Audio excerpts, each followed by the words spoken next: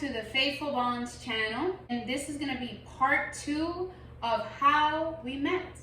So when we left off last, we was telling y'all about my wife was telling you about when she started getting the conviction of activities that we was participating in. She was starting to like let things marinate a little bit, meditating on it a little bit, and then when she had finally given me that call, she finally gave me the call and said, we got to talk. But you guys are probably wondering, like, oh man, how he take it? Like, how Darius take that bad boy? Like, was he cool? Was he not? So let me tell y'all this way. Honestly, I was okay, to be honest with you. As shocking as it may seem, especially as a man in today's world, you know what I mean? I actually was okay with it for a number of reasons. So number one, honestly, like, she was a great girl, so it's like I definitely didn't want to lose out on an opportunity of someone great for my own selfish reasons. You know what I'm saying? Like, because it's not, like, that's really not how it should be. Like, I didn't want to be selfish. But there was also, like, a small tug, like, she does have a point, too. Like, I remember growing up in church that was kind of a thing, but hardly anybody was, like, living it. You know what I mean? So it was just one of them things where it's like, maybe this is my chance to turn a new leaf and get myself together a little bit. You know what I mean? And then me, you know, studying with her and, you know, starting to learn, you know, more about the Lord. You know, that, I feel like that would have been a great opportunity to do that. For sure. So you were okay with that? I was okay with that, yes. But well, I remember I actually got like an understanding, which I was shocked because I was ready for whatever. I was like, okay, well, it is what it is. If he's gonna be like, yeah, I'm not too sure about that, I'll be like, okay, cool. Respect your wishes. I definitely respect what God is telling me to do, so we can part ways. I was okay with that. I've never been big on just chasing after things that you know you have one direction to go, but you can tell that what you are interested in maybe forming or going side by side with is not really going the same direction that you're going. I'm not big on like chasing after stuff like that, whether it be a person or a thing. So I was just ready for whatever. So when he said that, I'm not gonna lie, I was pretty shocked. But yeah, basically when the Lord's leading you somewhere, you don't want to, you know, water anything down or, you know, try to be pleasing other men, you know, if you will, other humans. You know, they say, you know, the word man in the Bible, but pleasing man, they say. But basically, like, even if it was me on her account, like, say the roles were switched, if the Lord was leading me in a direction and she didn't want to go in that direction, it's up to me to make sure that I still follow the Lord and what he's telling me to do, even if it's against what she wants to do. You know, so that's really the biggest thing here, which was basically the biggest point that was to be made here.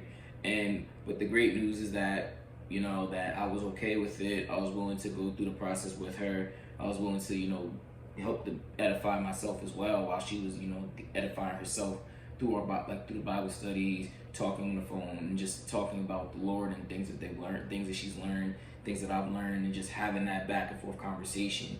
You know, it was healthy. It was very healthy for us, you know. But I know you guys are probably also wondering, did y'all actually fully follow through with that? Because between when that decision was made and when we got married was about a little bit more than a year's time. To be honest with y'all, we did fall succumb to the flesh. About 2 to 3 times. About 2 or 3 times in between. The conviction hit both of us, and we made sure that we repented of our actions. So, and then moving forward, trying to keep growing through the Lord. So there was something that you mentioned that is interesting, that God was in the mix there preparing you for marriage later down the road without even noticing.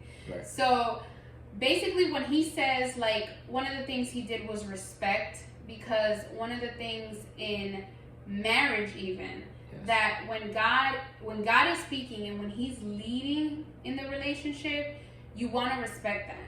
Sometimes, I mean, we're 6 years in, there are times that God will speak to him about a specific situation or a certain way we need to go, and I might not see it right away.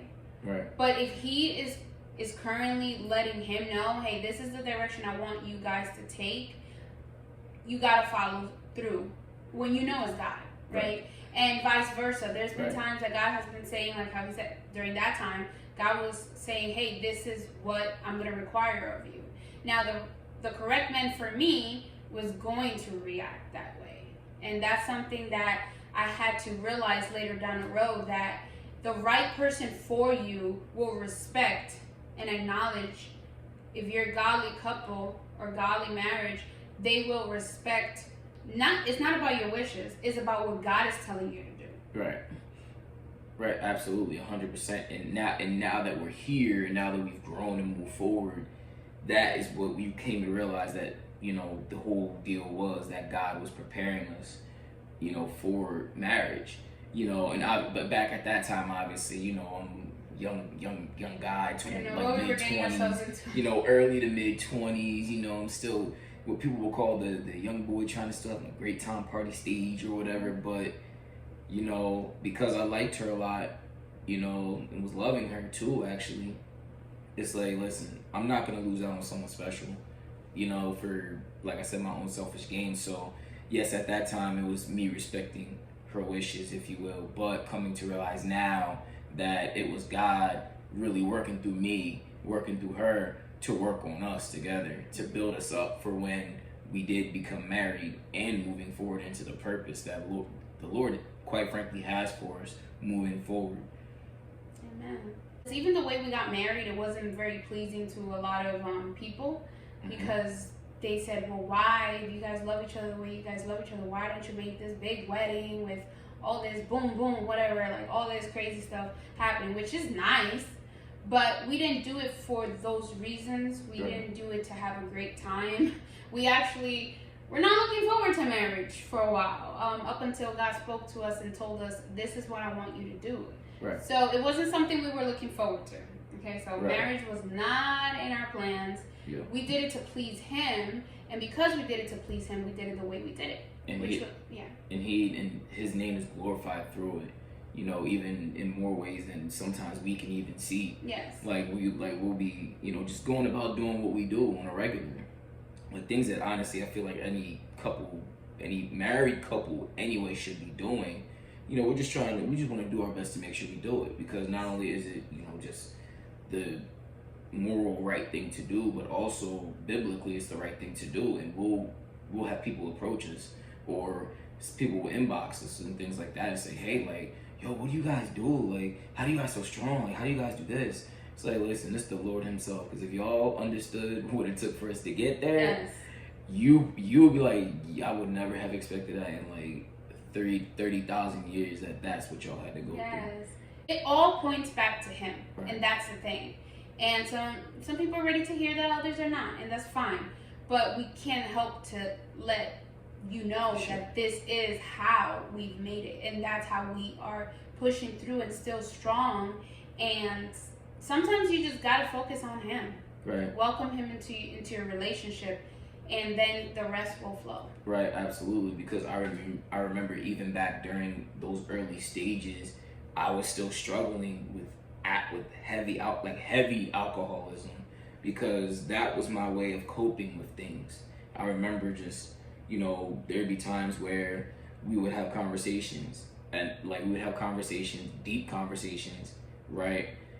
After I had some drinks, I'm not gonna lie, and then I get on the phone with her later on. We'd be having deep conversations, talking about things that really were edifying and really helpful. Completely forget about it. And then we would come back to revisit those conversations the next day, and I would only remember bits and pieces of it. Yeah. My memory would leave me, and I was like, oh shoot, I don't remember that part. But the Lord was working on me in that regard too. I remember telling Him, I was like, listen, this can't be.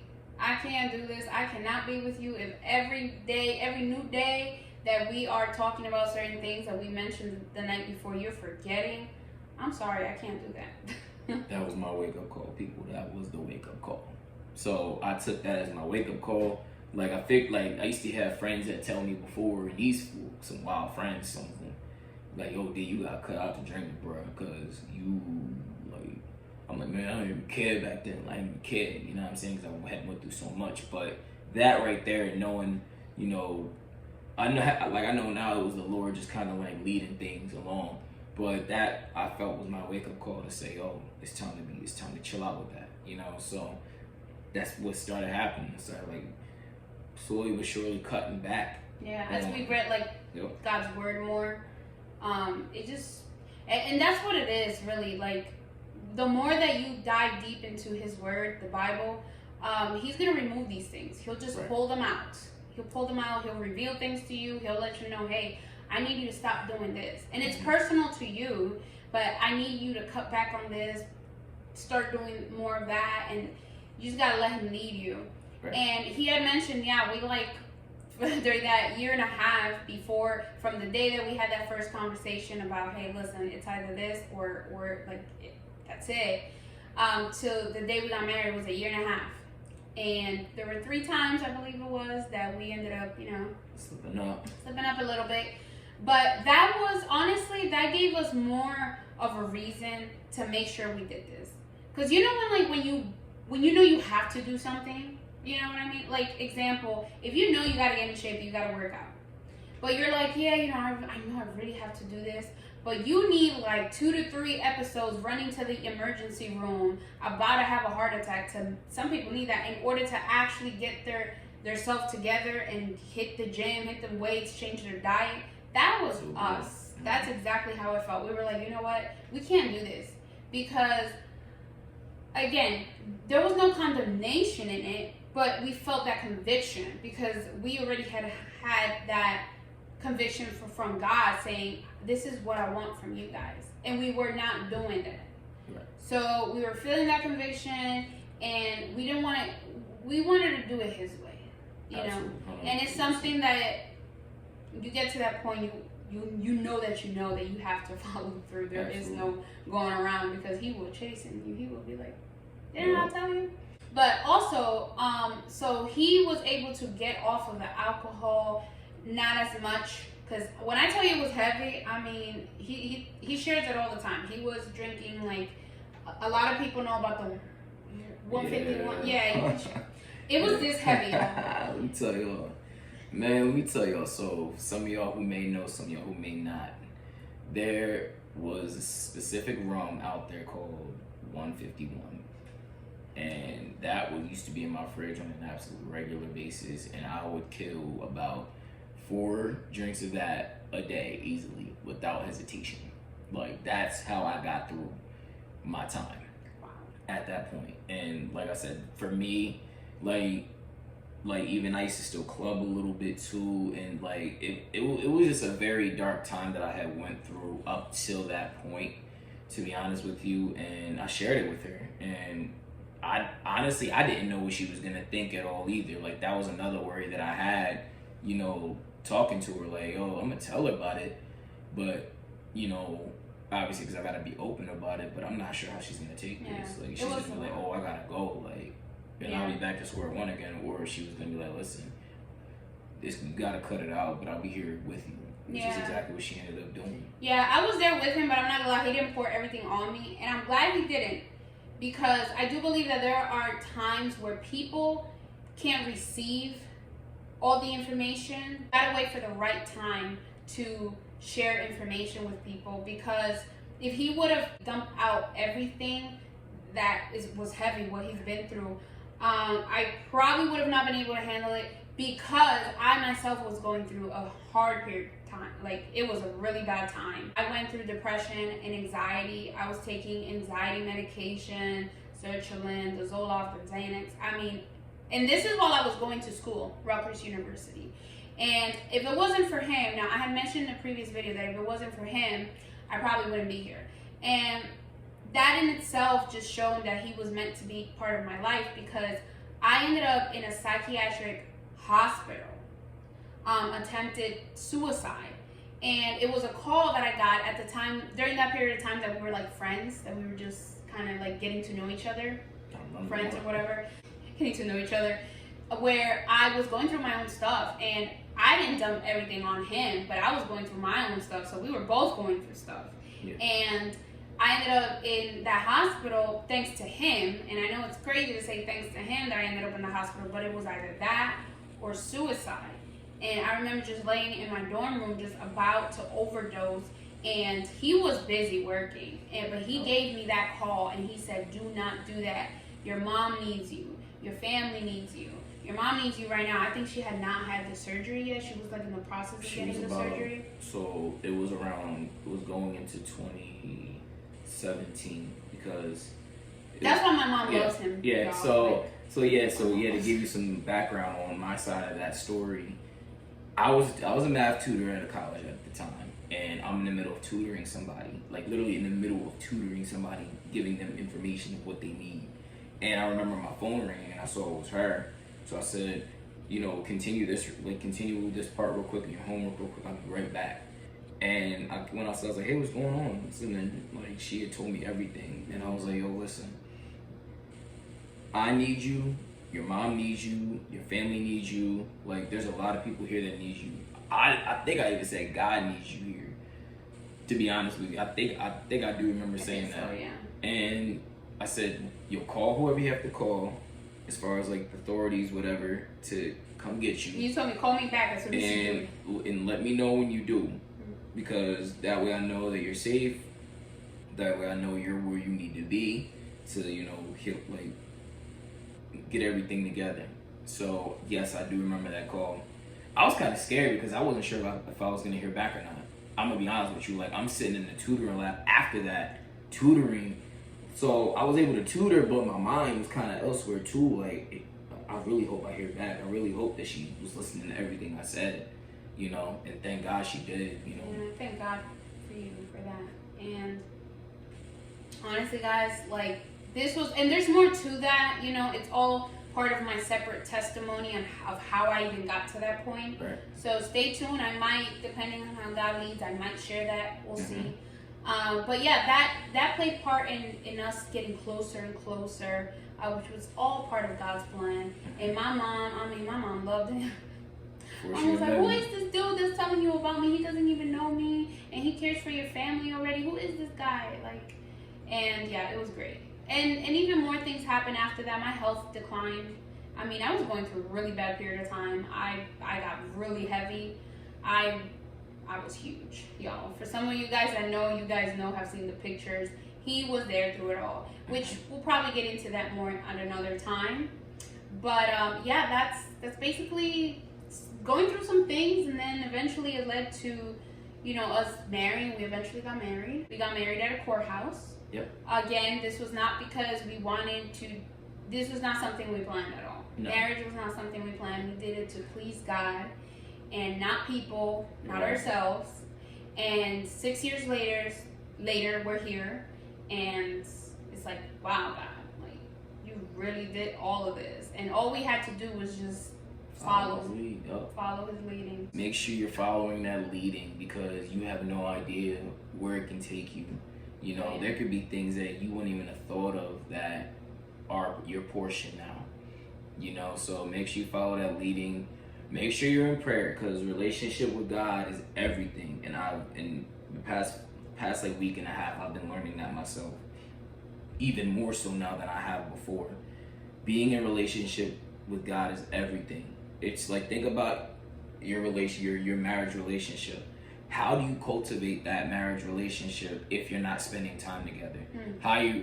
Same with God. How are you cultivating that relationship with Him if you're not spending time with Him? Seeking Him, and praying. Right, exactly. And how do you cultivate that relationship? Time, just like a marriage. Time, like you spending time with your wife or husband, whoever you may be.